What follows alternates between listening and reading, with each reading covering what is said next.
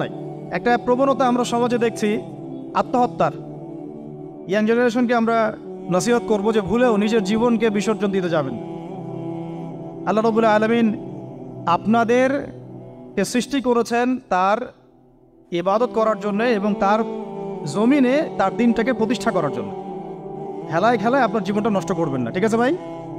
আল্লাহ বোঝার তৌফিক দান করেন। তো কলম সৃষ্টি করার পরে কিয়ামত পর্যন্ত সব লেখা হয়ে গেছে। এখন আমাদের এই পৃথিবীতে তো মানুষ ছিল না, ছিল? এদিকে মনোযোগ দেন। এই পৃথিবীতে কি আগে মানুষ ছিল? এই পৃথিবীতে আগে কি ছিল তাহলে বলেন? হ্যাঁ, মাশাআল্লাহ। এই পৃথিবীতে আগে কি ছিল? এখন ওরা নাই। সবার সাথেই কিন্তু একটা করে আছে, কমপক্ষে কয়টা করে? সবার সাথে কমপক্ষে একটা করে। আর কোন কোন জায়গা আছে যেখানে জিনের বড় বড় আকড়া আছে। পৃথিবীতে যে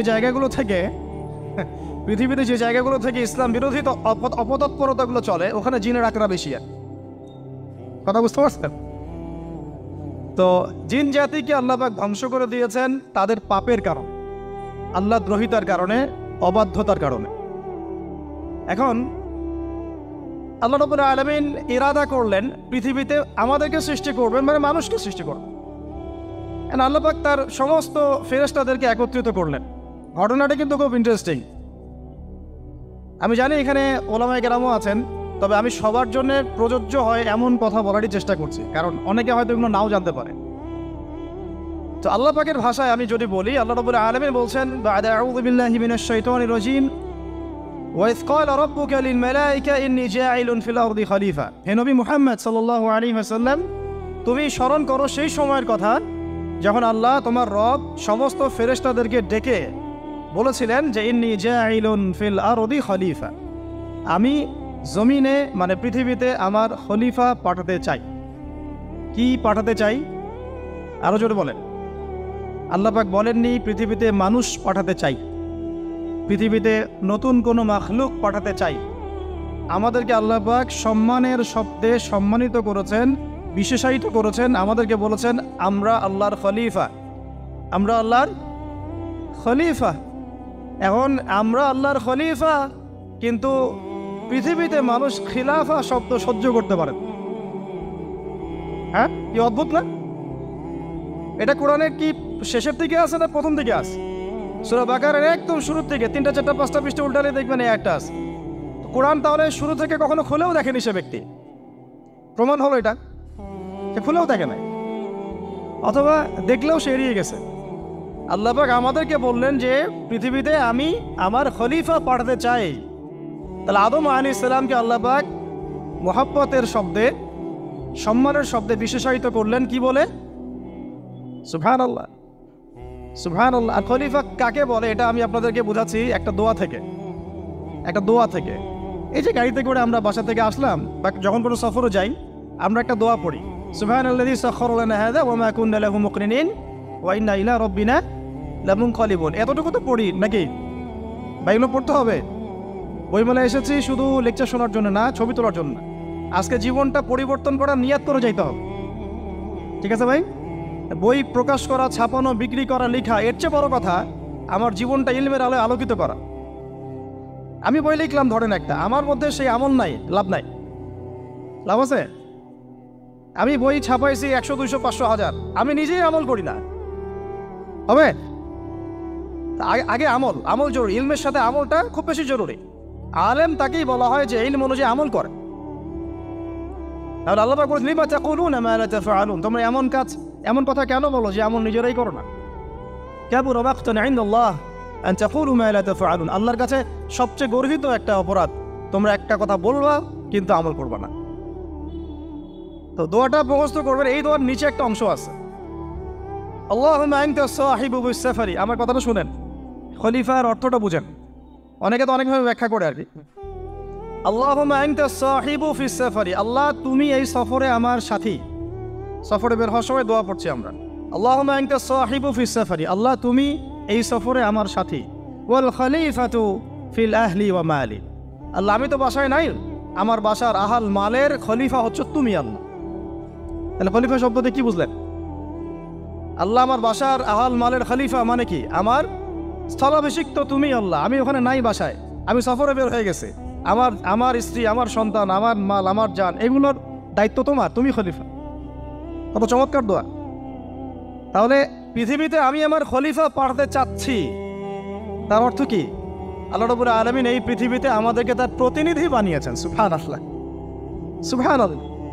তাহলে আমরা নিজেদের আত্মপরিচয় ভুলে গেলাম যে আমরা আল্লাহর প্রতিনিধি পৃথিবীতে, তাই না?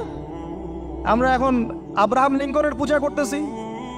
আব্রাহাম লিঙ্কনের পূজা তো বুঝেন না আপনারা, এটা হচ্ছে ওই যে সকল ডেমোক্রেসির পূজার। আদতে প্রকৃত গণতন্ত্র বলে কিছু নাই এই বিশ্বের মধ্যে, যা আছে এগুলো তথাকথিত আর কি, স্লোগান জাস্ট, আর কিছু না। এটা যারা চর্চা করে তারাও জানে, আমাদের কাছে তারাই বলে। আদতে এই আপনার কমিউনিজমের কথা বলেন, এই লেনিন স্টেলিনারিজমের কথা বলেন, আপনি মুসলিনের কথা বলেন, চাইনিজ দর্শনের কথা বলেন, রাশিয়ান দর্শনের কথা বলেন, আর এই যে আরেকটা কি চলতেছে সেকুলারিজমের কথা বলেন, ন্যাশনালিজমের কথা বলেন, এগুলো একটা তাত্ত্বিক মতবাদ শুধুমাত্র।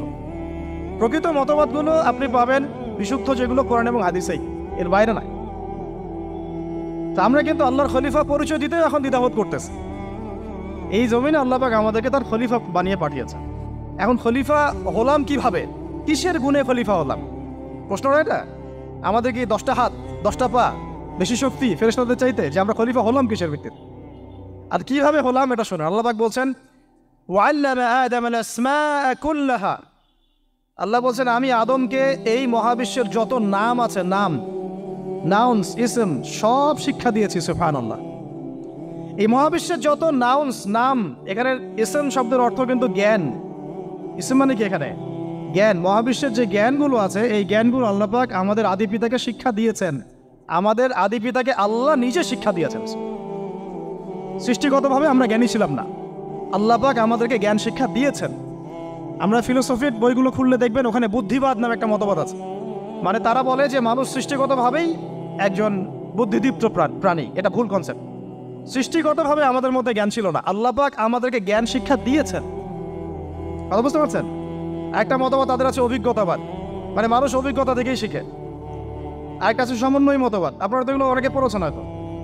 এর বাইরে যে একটা মতবাদ আছে যে আল্লাহর পক্ষ থেকে ওহী ভিত্তিক মানুষ জ্ঞান শিখে, এই মতবাদ কোনো দার্শনিকের বইয়ে স্থান পেল না। কি আফসোস, কি আফসোস! অথচ মুসলিম ঘরের দার্শনিক তারা। আমরাও পড়েছি ভাই, 4 বছর এই কারণে গেলেই। কি আফসোস! আল্লাহ পাকের ওহীর পক্ষ থেকে যে জ্ঞান আসতে পারে, এইটা কনসেপ্টটাই নাই। অথচ এখানে কোরআনে আল্লাহ পাক বলছেন ওয়াল্লামা আদাম আল আসমাআ কুল্লাহা, আমি আল্লাহ আদমকে সমস্ত নাম শিক্ষা দিয়েছি। সুবহানাল্লাহ।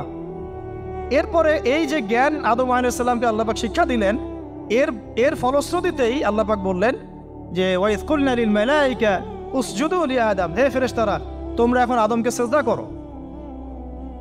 কি ফেরেশতাদেরকে দিয়ে আল্লাহ পাক আমাদের পিতাকে সিজদা করালেন কিসের মানদণ্ডে? কিসের কারণে? জ্ঞানের কারণে। জ্ঞানের কারণে ফেরেশতাদেরকে আল্লাহ পাক বললেন যে এই নামগুলো বলে দাও তো তোমরা। তারা বলতে পারলো না। তারা বলল লা ইলম আল্লাহুম্মা লা ইলমা লানা ইল্লা মা আল্লামতানা। আল্লাহ আমাদের তো সেই জ্ঞান নাই, শুধু ওইটুকু জ্ঞান আছে যা আপনি আমাদেরকে শিখিয়েছেন। তখন আল্লাহ পাক বলেছিলেন যে আমি যা জানি তোমরা তা জানো না। আমি কি বলি নাই যে আমি আসমান জমিনের গায়েবের সব খবর জানি? তখন আল্লাহ বললেন যে তোমরা সবাই সিজদা করো আদমকে। তাহলে আমাদের পিতাকে খলিফা করা হলো, জ্ঞান শেখানো হলো, আল্লাহ পাক নিজে শেখালেন, ফেরেশতা মণ্ডলীদের দিয়ে সিজদা পর্যন্ত করালেন। কিসের মানদণ্ডে? আরো আসতে বলেন, জ্ঞানের মানদণ্ডে। এখন যদি আমরা একটু প্রশ্ন ছুড়ে দেই নিজ নিজ বিবেকে, আমরা কি সেই ওহীর 10টা সূরাও শিখেছি?